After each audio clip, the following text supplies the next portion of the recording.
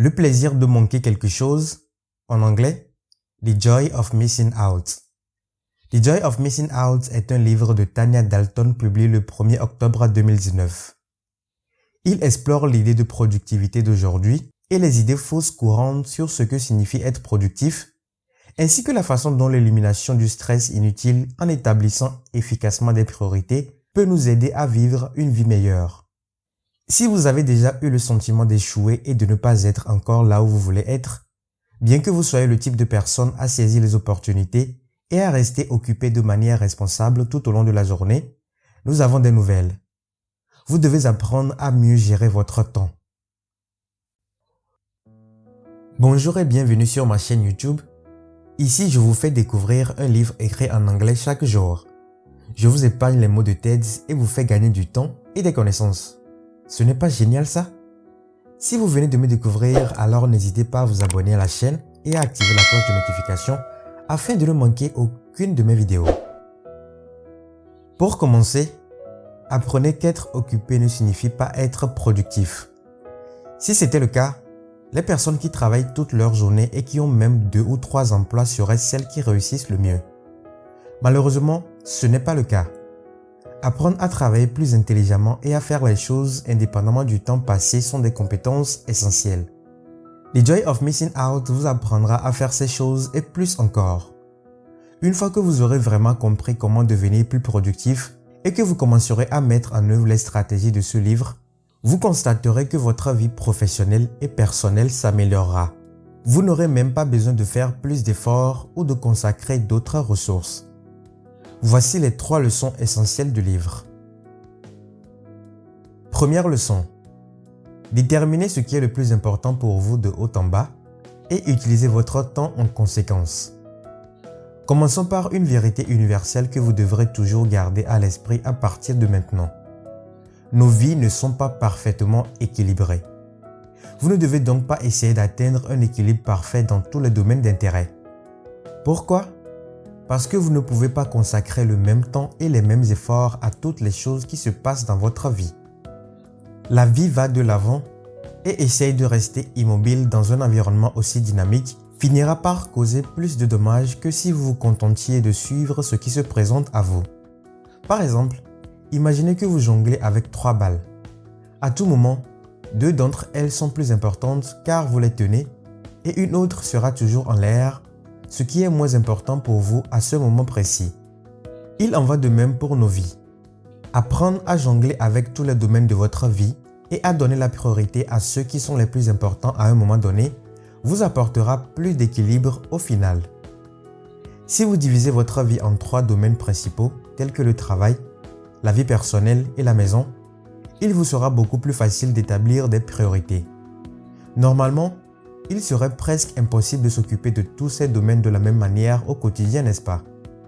De plus, vous finirez très probablement par ne rien terminer du tout.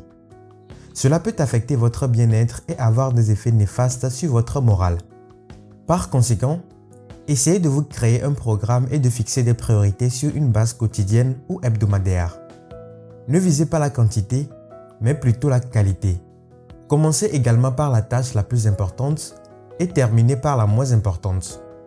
Et trouvez toujours le temps de faire une pause et de profiter des petits plaisirs de la vie. Deuxième leçon. Commencez à vivre mieux en développant de bonnes habitudes saines. Bien que l'établissement de priorités vous semble désormais plus pertinent et que vous ayez peut-être déjà quelques idées en tête sur la façon de mettre votre vie dans un certain ordre, il y a plus à faire pour atteindre la productivité et le bien-être. La prochaine chose que vous devrez faire est de développer des bonnes habitudes. Construisez un système solide, adapté à vos besoins et heureux. Automatisez des choix plus sains dans votre vie en fonction de vos objectifs, par exemple en incluant un fruit dans votre petit déjeuner quotidien si vous cherchez à mieux manger, ou en vous levant plus tôt pour faire du yoga si la pleine conscience est loin de vos objectifs. Même si ce n'est pas facile au début, les habitudes saines feront leur preuve sur le long terme. N'oubliez pas que le cerveau a besoin de 66 jours pour assimiler une habitude. Ainsi, donnez-vous du temps et soyez déterminé lorsque vous avez envie d'abandonner. En parlant du cerveau, essayez de ne pas le surmener avec des informations inutiles. Cet organe remarquable consomme déjà 20% de toutes nos calories quotidiennes. S'il est surchargé, il perdra son énergie et fonctionnera mal. Par conséquent, au lieu de vous aider à prendre de bonnes décisions, il vous frustrera. Vous pouvez donc l'aider à économiser son énergie en automatisant le processus de prise de décision par de bonnes habitudes qui ne nécessitent pas de réflexion intentionnelle. Troisième leçon. Apprenez à faire une pause de temps en temps et appréciez les petites choses de votre temps non structuré. Contrairement aux idées reçues, la productivité implique aussi des temps morts. Si vous êtes trop pris par votre travail et que vous ne laissez pas de place à l'espace libre, vous serez plus susceptible de vous épuiser et même de fournir un travail de moindre qualité. Pour éviter ces problèmes, trouvez du temps pour vous détendre et évacuer le stress tout au long de votre journée. Pendant ce temps, il est particulièrement important de ne pas penser au travail ou aux problèmes que vous devez résoudre. Considérez cette partie de votre journée comme un moment où vous pouvez faire ce que vous voulez et donner à votre cerveau la possibilité de se recharger à son plein potentiel.